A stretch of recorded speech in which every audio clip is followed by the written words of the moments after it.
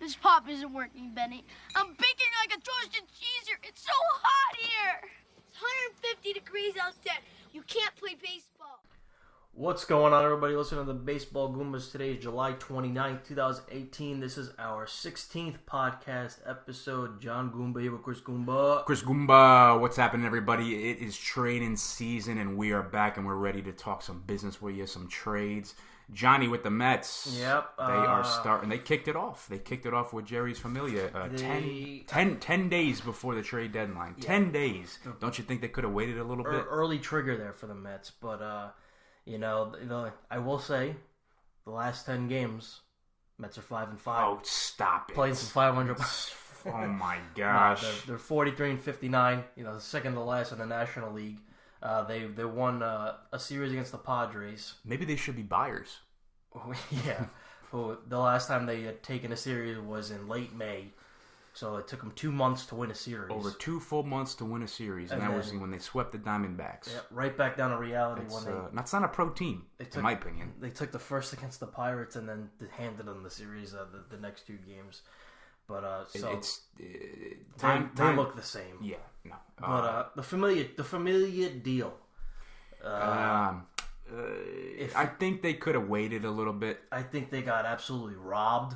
And they were cheap. The Mets were their typical cheap selves. Familia's career with the Mets. One of the best relievers in Met history. I don't care what anybody says. No, he was. 2.62 ERA, 123 saves. He had 51 saves in 2016.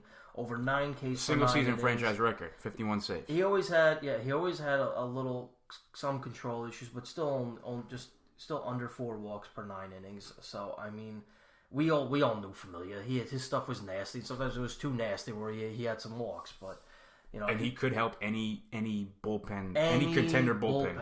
Any bullpen. And there's a lot of teams that need bullpen help, including the Astros and the Indians. So well, they got bright hand. Yeah. So, but teams get desperate. You saw it with the Cubs with Chapman. Mm-hmm. You saw it this deadline with Brad Hand. I don't think I'd ever expect Andrew Miller with the Indians.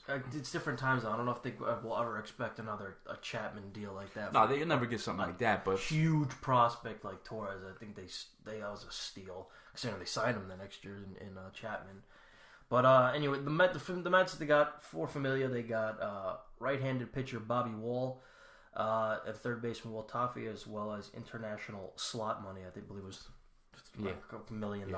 I don't know. I forget the exact amount, but they got international slot money. But Bobby Wall, little background, 5th round pick in 2013. 2 years ago, he had forearm surgery, and then last year he had thoracic outlet syndrome surgery, and his velocity's been down since then. So he basically had the same surgery that ruined Matt Harvey's Met career. But in the 2.0 in the bullpen in AAA, Bobby Wall, 3.63 ERA in just over 39 innings. I will say it was impressive that he had just under 15 Ks per 9 innings, which is lights out stuff, and just under 4 walks per 9. So it seems like he's got good stuff based on the Ks, but he's just given up too many runs for AAA baseball for me to get too excited about Bobby Wall, especially with the 2 surgeries. I mean, again, it's Jeurys Familia is one of the best closers that you could possibly land. He's not, he went to the A's, so he's not going to be the closer. You got Blake Trinity. They got a nasty bullpen. They do. Lou This is a Trevino, good piece. Jeurys Familia now, and Blake Trinity, who's come around. Yeah. And he's a nice closer. Mm-hmm. But again, I just said it. I think if they waited a little bit, teams become desperate, and contending teams, top relief pitchers are coveted by contending teams at this time of year. And to wait, I think they could have landed some return a little better than that. Bobby Wall wasn't even ranked in the top 30 of the A's system, and Will Toffee was number 17 in the A's system. He was a 4th rounder in 2017. So, I mean, for one of the best closers in the game, you got to get at least a top 10 guy. And it was the whole thing of having a team rather eat Familia's salary and get lesser prospects, which is just cheap. Yeah, well, it's just cheap. This is a young man's game now, where everybody is building through the farm, and these young kids are coming up and playing and playing good baseball, and we're just refusing to do that. The fact Familia is a pending free agent, I guess, kind of limited their asking price. So, but you still could have done a little better than that, in my opinion. See, what really annoys me now is when you look at the I will go into it later, but the Britton deal, same situation of a rental and a closer. Yeah. And the Orioles were able to get almost starting pitcher in Josh Rogers. And I think they got a number 4 overall pick from 2015 in Dylan Tate, who was in their top 10. But so that's what really annoys me about this deal, is because you could see teams were probably offering. That's exactly what I was expecting for somebody like Familia, but we got a bullpen guy in AAA, and what they're saying about Will Toffey is that he's defensive minded player. You know, in high A ball this year, he's hitting .244 in high A ball, 8 doubles, 5 home runs, 32 ribs. I'm just when I see a defensive minded player, you know what that tells me? It tells me he stinks. That's what it tells me. Whenever you see somebody who's a defensive minded player, stinks alert from John Goomba, and they just don't want to talk about how their offensive approach is, it tells me they stink. Den Decker was a defensive minded player. How'd that work out? He stinks. 0 for 18. Thanks. And then he misjudges 3 fly balls in center field. Real defensive minded. And so I hate that term of defensive minded, because that means he's not going to be good. I have no faith in a guy hitting .240 in A ball. You can't be hitting .240 in A ball and get me excited. So now with the salary dump that people are saying that this was about, question for you. Do the Mets think about re-signing him next year? I mean, it's always an option. Like the same way the Yanks did with Chapman. But so I thought about that, and I was joking around before how. And they get what they get for him now, and they get him back again. They sign him back next year. Well, my only concern is the kind of money that Familia is going to want now as a legitimate closer. Well, if he excels from around, he excels this latter half of the season. Yeah. 2 months with the A's, he's going to ask for the sky. And I don't think we're going to give it to him, because what the Mets like to do... Well, who are you left with? What the void now created the back end of the bullpen with Familia gone. You got Swarzak. Well, they're probably... Zellman. It feels like they're grooming Gazelman. Lugo. But don't forget, you also have... I know what you're saying. Are you going to bring up Henry Mejia? You have Henry Mejia going after his old role. You don't know. What if it's spring trading? He's throwing upper 90s and he gives up a run in every, like, the whole. Said it last month. Training. We like him. Yeah. So I think right now it's Gazelman's job, even though he's not pitching well anymore. He's leaving balls up. He's getting hit hard. But right now it's Gazelman's job to lose. But I could see Mejia's name, in the running. Familia, when he came back, he still was, like you said, he has his meltdowns here and there, just like everybody else. Yeah. But he's pitched relatively well. Yeah. This year, and now for him to get out of the bottom feeding Mets and into a pennant, they're fighting for the second wild card spot. Yeah. For a playoff push, I think it could re-energize him even more. Mm-hmm. And the A's are scary, and that is Chris Goombas' sleeper team that I said in the beginning of the year, and I'm sticking to it, and they are looking nice. They are. So again, you couple that with Trevino and Trini, and that offense is downright scary too. So Yankees better be careful, because they got the Mariners and the A's creeping up slowly. Yeah, Yankees got to start playing some better baseball. Otherwise, right. Next week they can start seeing everybody wants to catch the Red Sox. Everybody wants to catch the Red Sox. You got to watch out for Seattle and Oakland breathing down their necks a little bit. But next to fall was Asdrubal Cabrera. Yeah, so Asdrubal, he's a fan favorite for the Mets. I think he had a terrific tenure. He did. Mets career. And he's a gamer. He's a 279, 339 on base, 55 homers and 85 doubles and 179 ribs. And just like Familia, Cabrera, like all these guys, he's good vet. He's going to another young contending team. Yep. They're young, and you got a veteran with leadership going over to that team, and they can use his versatility. They can use his bat. Yeah. It's a nice get for the Phillies. Mm-hmm. And it's cool. I'm going to speak on it a little bit when we talk about the Yankees and their moves. But it's cool that all these recent moves are coming within the division. Yeah, And you don't see that. You don't see it. You don't see it. We had tweeted that out a couple of days ago that you don't see all this movement within it, especially within the AL East. Yeah. You don't see it very often, so it's cool when it happens. And now you got Cabrera going over division rival Philadelphia, who he's killed in the past. Yeah, he's mashed against them in the past. So it's cool that we're seeing this kind of blow up at this year's deadline. It's a good pickup for the Phillies. You know, we've seen Scott Kingery struggle, so it's definitely the second half of the season. He's come around a little bit. Yeah, he's starting to hit. He's had a nice couple of multi-hit games. He's got a couple dingers he's hit, but he is still kind of struggling. And I think this move helps protect that against him down the line because Kingery in a playoff situation, Phillies get there raw, but Cabrera's a good get for these guys. He is, and in return, the Mets get Franklin Colomb. He cracks the Mets top 5 in their system. Was number 10 for the Phillies, but 19 starts in Double A this year. ERA was a 4.24. Big concern really is the walks. 51 walks in 102 innings. He needs to get better control. Fastball's upper 90s, curveball, changeup. I'm okay with this because it looks like it's a pitcher with a lot of upside. I think really what's hurting him has to be the walks. Yeah, I haven't really watched film of Colomb to know, but to have 51 walks in 102 innings, I'm sure has contributed a lot to that ERA over 4. Definitely has to get his control under control. Yeah, there you go. And it's. But at least they finally went out and got a top 10 guy. There was one guy. Yeah, they went out somebody with upside. Yes, that's what I'm talking about. Not Bobby Wall, who's had 2 surgeries already. His velocity's down, and Will Toffee, who's going to field for you and nothing else. Franklin is just another guy to put in the pack and see how he works, see how he pans out with the other guys. Interesting if he's can start or relieve. We'll see what happens there.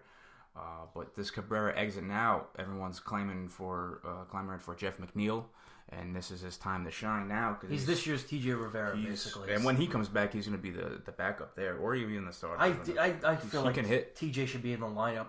This team is all about the strikeout. I always felt TJ was a great 2-hitter. Just short, quick swing, makes good contact, and hits the ball to all fields. That's what you want. Mm-hmm. Very, very Paul Duca-like. I've compared it to in the past. It definitely opens the door for McNeil to assume every day second base duties. Yep. So he's doing okay. Mets are going to take a look-see and see what he's got. But again, overall, Cabrera, I think Mets fans are very happy with Asdrubal.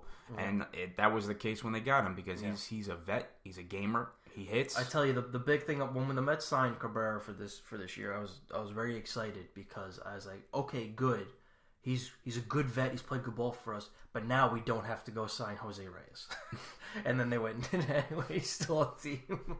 That was the first thing I said. I was like, all right, it's Asdrubal. Now we don't have to bring back Jose.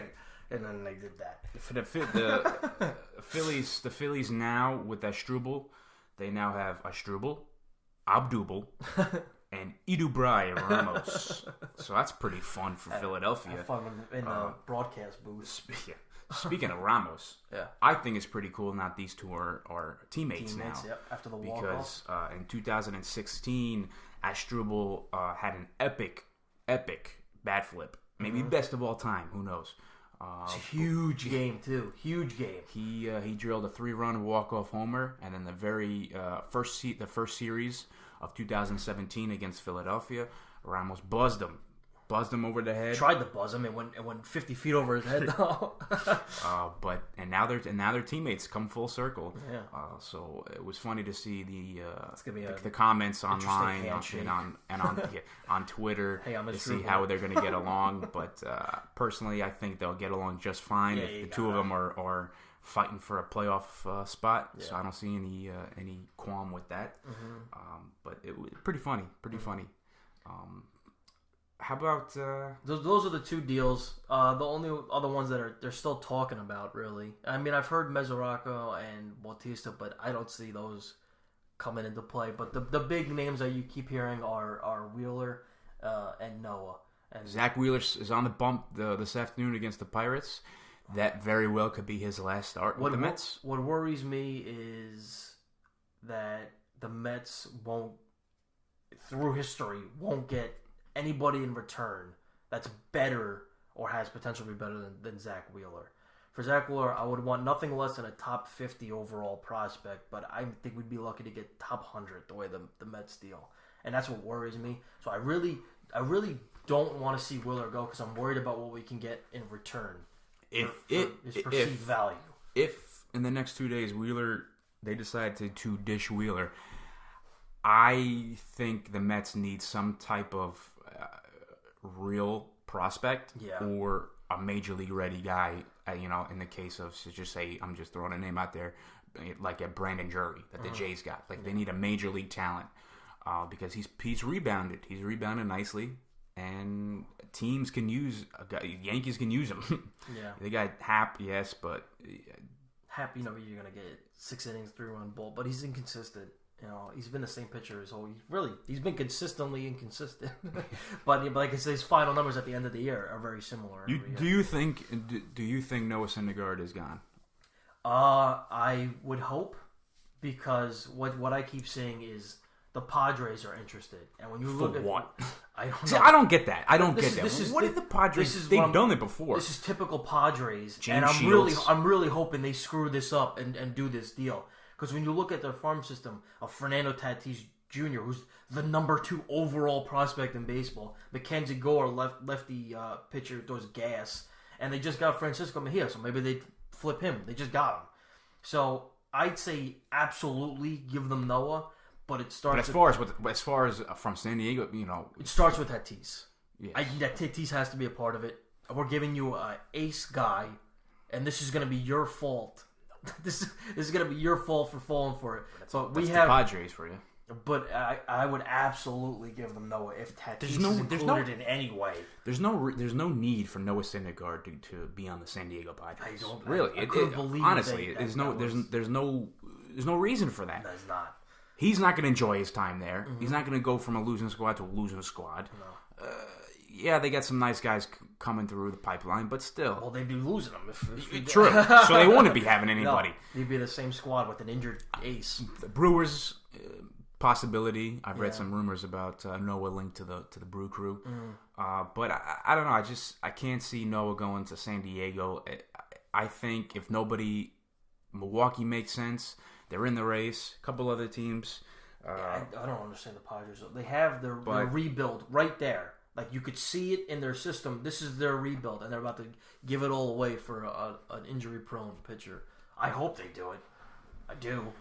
Speaking of Noah Syndergaard, this is kind of off topic, but I just want to get everybody's opinion on this trade that Chris Goomba I made in fantasy league here in our fantasy baseball league. I was all about Noah Syndergaard. I loved him. Thought he was an ace. Keeper. It's a keeper league. I kept him. I told you to keep for this year, and it didn't work out. Didn't work out last year either. So I traded Noah Syndergaard and Sir Anthony Dominguez, a young closer, young relief guy in Philadelphia, for Zach Greinke and Felipe Vasquez, formerly Felipe Rivero of the Pittsburgh Pirates. So I, for one, think it's a good trade. I do too. I need a guy. I need a guy who throws the baseball consistently. Zach Greinke's having a nice year. Greinke's numbers for 162 games, and it's a nice swap. Yes, Sir Anthony's younger, but Vasquez is an all-star. Mm-hmm. So it's a kind of a win-win for both relievers for both squads. So I think he came out on top. Doesn't play. Leave y'all comments in the comment section on our YouTube. Thanks. Yeah. Anyway, Yankees, why not?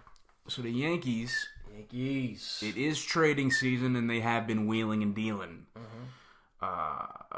They obtained J Happ from the Blue Jays, and they obtained Zach Britton from the Orioles. Yep. And again, I just talked about it earlier. It is cool that this deadline that we are getting teams from the same division shipping guys to one another. Yeah. And the AL East is a prime example of that. I think first off with Britton, obviously they needed a starter first. Yeah. The bullpen, they could have used the bullpen. They needed a lefty, but Britton is a nice get for the Yankees. It adds another all-star guy in the back end of the bullpen, lethal arm to the already stacked bullpen. 2018 with the Orioles after he came back from his Achilles injury, 15 and 2/3, 4 saves, 3.45 ERA. So he's dealing.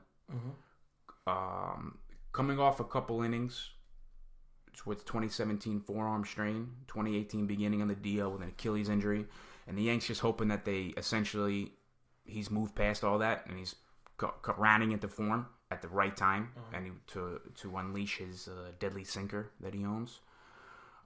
Don't forget 2016. Yeah. Recorded one of the single greatest seasons by a relief pitcher in history. 69 games, 67 innings pitched, .54 ERA, 47 saves, 74 strikeouts, .83 whip. That is pretty cool. Yeah. Pretty cool. Britton recorded 60 straight save chances, which is the second in history. Only Eric Gagne with 84. Think about that. 84. Gagne was on a streak that was 84 straight saves. Yeah. That's unbelievable. He's had 139 saves since 2011. So, couple that with Chapman, Holder, Betanzas, Warren. It looks you nice. You didn't need it, but it looks nice. It looks nice. Yeah. Perhaps also getting out of the bottom-feeding Orioles and thrust into New York an independent race will rejuvenate him even more, re-energize him, and now the Yankees have choices. The big thing is that Boone and company have choices in the bullpen. They don't have to overwork these guys now. You gotta use them methodically. Helps shorten games, and especially in the postseason. Yeah, they gave up. I felt like it was a lot. Based on from a Mets fan's point of view, they gave up Cody Carroll. AAA relief pitcher, threw over 41 innings with a 2.38 ERA, almost 12 Ks per nine. Some good stuff there. That's kind of gone under the radar. Dylan Tate spoke of earlier, the 4th overall pick in 2015 by the Rangers, originally acquired in the Beltran deal with Texas. He's a top 10 prospect in the Yankee system, and he sits at number 6 with the O's for now. And Trenton, he was 5-2 with a 3.38, 15 starts. His stuff was. It's a nice piece for the O's who are trying to build rotation. I think it's a nice get for them. He's a potential 2-3 starter in rotation. And then Josh Rogers, who's my man. How many times am I going to talk about Josh Rogers in this podcast? 19 starts in AAA, 6-8 with a 3.95, consistent baseball. Again, nice addition. I think he has potential to crack their rotation and maybe a 5 starter. I'm going to keep saying it's Josh Rogers, but he's proven some decent stuff in AAA. But I think they went out and got what they needed. They went out and got pitching. They didn't mess around. They said, "Here, take our rental closer." Because I think give us 3 potential major league pitchers, and that's what they went out and got. Gausman may be on the way out too, so they're going to lose another pitcher. So that worked out for both teams. So I thought that was a good trade for both sides.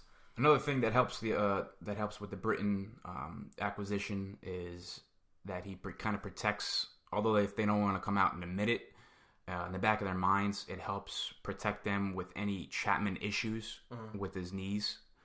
If he needs, a DL stint. But then again, you also have, you have 4 or 5 closers on the team. Yeah. But Britton, but he can step in. He's familiar in the ninth, and he has experience in high leverage situations. And his sinker ball plays well at Homer Happy Yankee Stadium. Yeah. So that's a good insurance policy against Chapman, even though they have other guys as well. And he's still only 30 years old, so he's still young. Yeah. It's you don't. I'm sorry. But other than Britton, you want to get into the Happ trade. Basically, I feel like the Yankees got him for nothing. You had Brandon Drury, who was useless to them. The poor guy was ripping it up in Triple A. They just couldn't find a spot for Drury. It was a good when they got him in the beginning of the year. I thought it was a good move, but they really just did not have a spot for him. Billy McKinney, he did the same thing as what was it, Fowler? I keep messing this up. First game up, injures himself, and then you never see him again. Yes. So I think this is a good move for the Yankees. You know, they went out and got a veteran starter, and they didn't give up really anything for them. I think this was a terrible move for the Blue Jays. You do? I do. Why? Because basically, I think it was a nice return for the Blue Jays. Nope. Because for the Blue Jays, you don't have any need for these guys. Next year, how do you not have any need for Brandon Jeurys? I don't care about this year.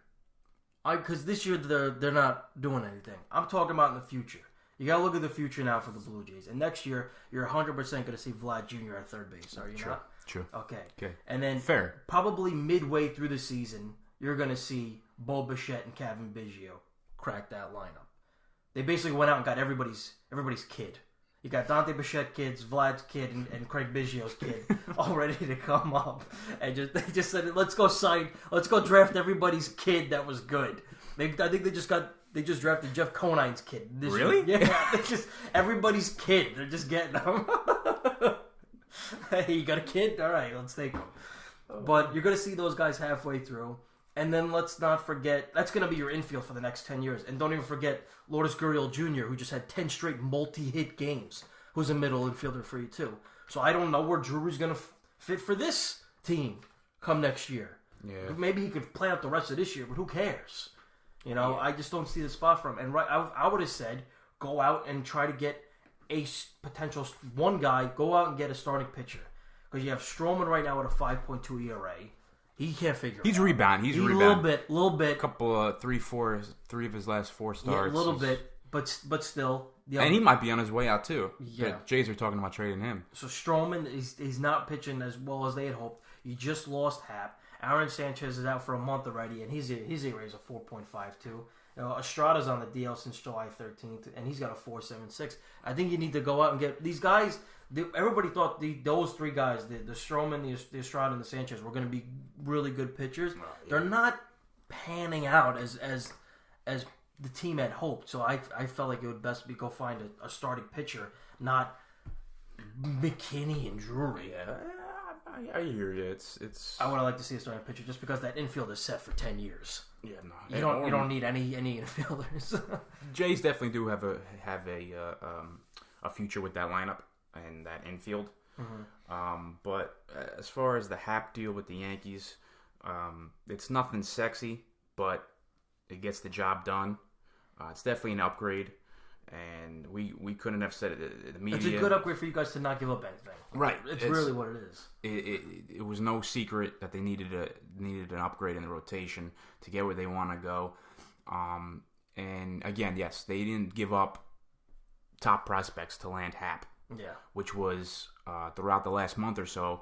You know, you have Archer's name, you had Bumgarner's name, DeGrom, Noah, Fulmer. And all these guys want Torres, they want Andujar, they want the big guns here, and they got even Hamels. The Rangers were asking for Miguel, and they finally accepted the Happ deal. I'm glad you went Happ over Hamels. Hamels is just not having a good year. No, I'm not. I don't see it. I think he's over the hill. Yeah.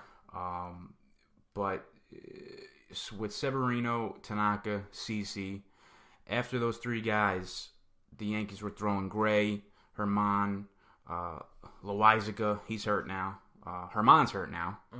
Sessa afterwards, and that's what it's not going to cut it. It wasn't going to cut it if they're chasing the Red Sox, and if they get into the wild card and postseason game, it's not going to cut it. And with AL East and playoff experience that Happ has, it's an upgrade over the unseasoned Sessa and Herman and Loizaga. And don't forget the inconsistencies of Sonny Gray and the CeCe Sabathia's mileage on his arm. So they needed to cover that back end of the rotation and cover Gray and CeCe in a sense. And with trying to catch the Red Sox in mind, Happ in 2 starts this season against them, 0.84 ERA.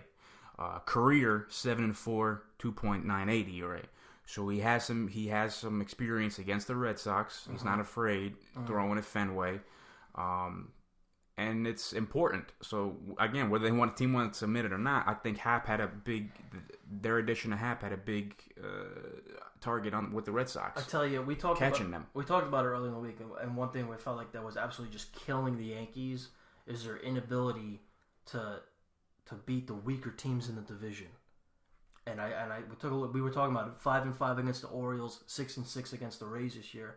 And so I went and looked at the Red Sox. Red Sox against the Orioles are 10-2. And then the Rays are 9-4 against. And then they got 9-4 against the Rays. I mean, that's it right there.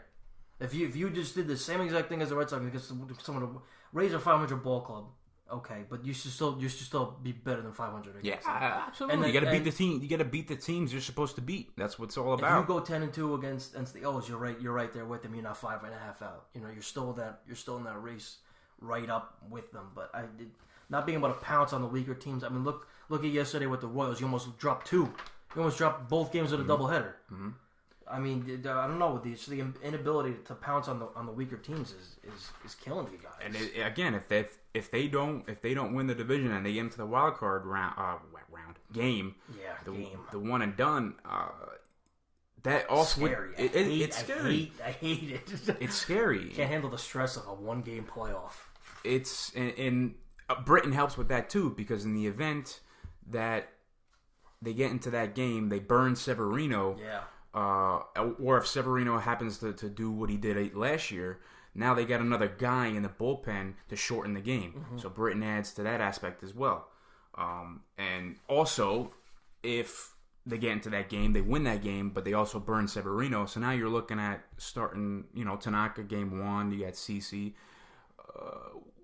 Gray. They're not going to touch Gray. No. So they needed another guy, and Happ is the guy now. And you're lying to, if you don't like, if Yankee fans don't like the Happ trade, you're lying to yourself if you trust Sonny Gray every 5th day and in the postseason if he's needed more than Happ. Guy needs 10 runs. Happ's been a Yankee for 10 hours, and I trust him more already to throw the ball in the postseason every 5th day than Sonny Gray. I would. With the whole AL East experience in Boston and the Boston experience, Happ is it's a nice get, and he's familiar with Fenway in Boston, and he has pitched in the World Series. He's pitched in 2009 against the Yankees with the Phillies, and he's been with the Pirates. So he's been in pennant races. He's been in wild card chases. So he's familiar with this type of situation, and I think it's a good get.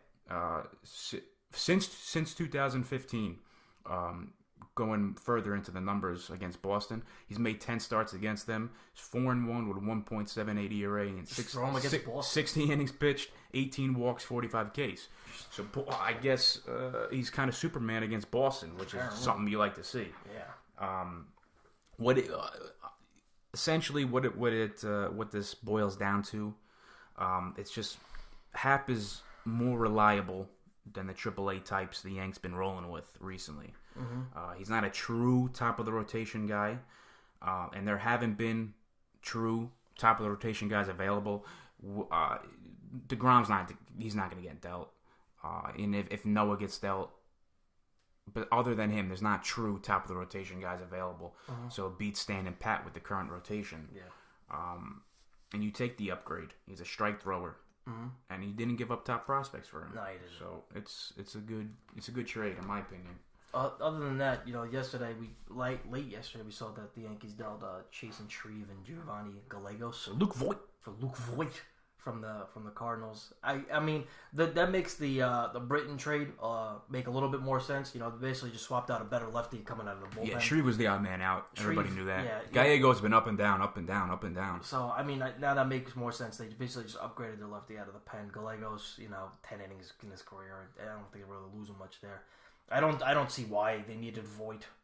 I don't see why they needed him, but I mean, we'll see. It was a very odd trade. I don't think anybody really saw that coming.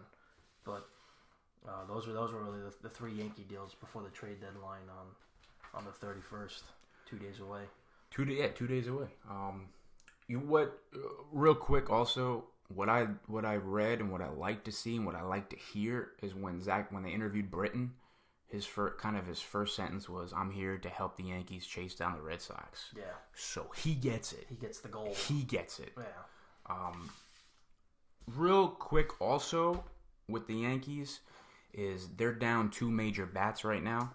One major bat. Come on. One major bat. Judge. Yes.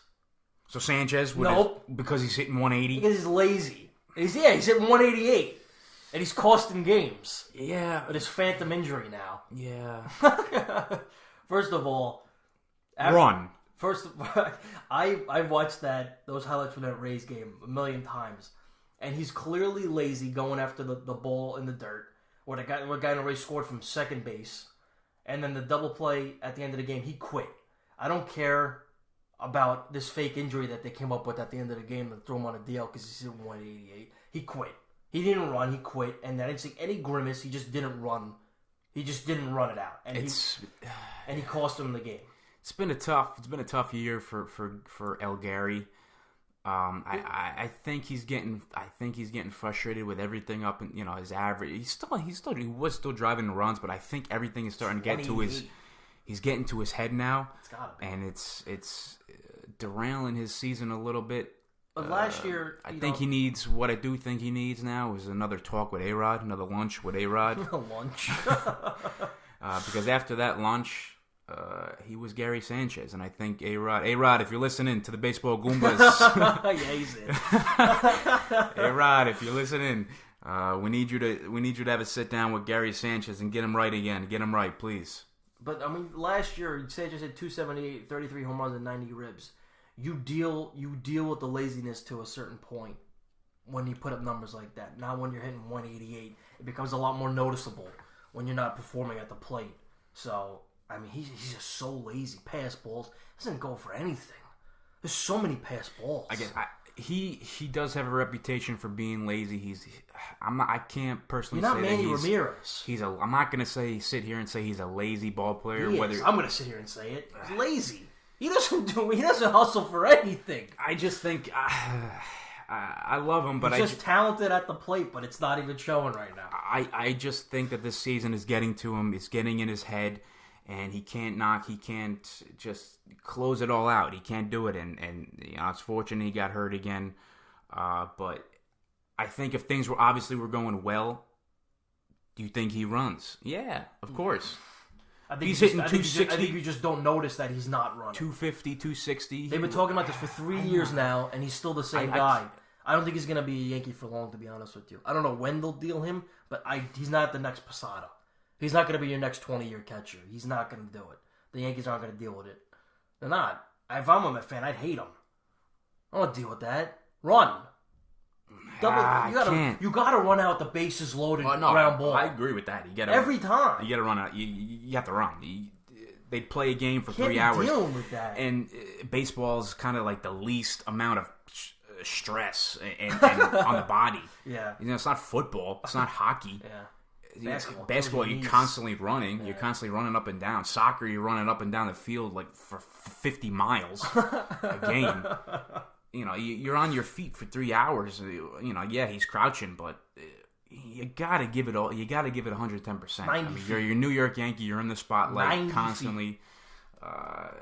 Again, I just think the whole season is getting to him. But yes, so it's 2 big bats out of the Yankee lineup. Okay, it's 2, not 1. I don't care what you gotta say. It's gonna hurt the team. They're depth and they're deep enough to kind of weather the storm a little bit. You got Higashioka, Romine behind the dish. Maybe if a catcher falls into their lap by the deadline. Yeah. For nothing. Devin, give you Devin. I'll take him. Yeah. 230. Maybe they'll do it, but they'll probably stand pat. Stanton's gonna go to the outfield, and they gotta weather the storm, and you can't get too cute with the deals. You can't give away, top prospect for, Mizraco because they're desperate. Yeah.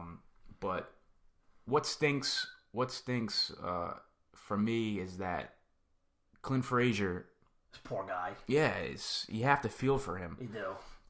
He's been on the Scranton shuttle for a year now. Doesn't play. He can't. Never getting a real opportunity with the Yankees. Never getting a real shot with the team to show what he's made of.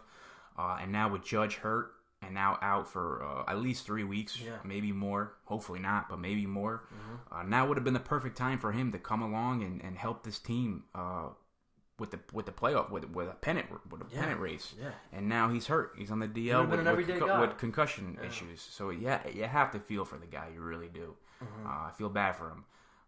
But we're gonna come at you again on Tuesday after the deadline to talk about any other moves the Yankees make, any other move the Mets make, and just kind of go over the landscape, go over the MLB landscape. Machado's, your Moustakas, all the other deals. We're excited to see what happens. Always a good time of year. Yeah. So we will come back on.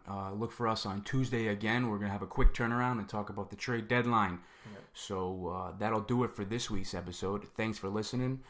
Tune in again Tuesday night for the trade deadline roundup, and subscribe to our YouTube channel, our iTunes, our SoundCloud. And be sure to give the Goombas a follow on our Twitter @WeAreTheGoombas. The Goombas are gone. Salud. Arrivederci.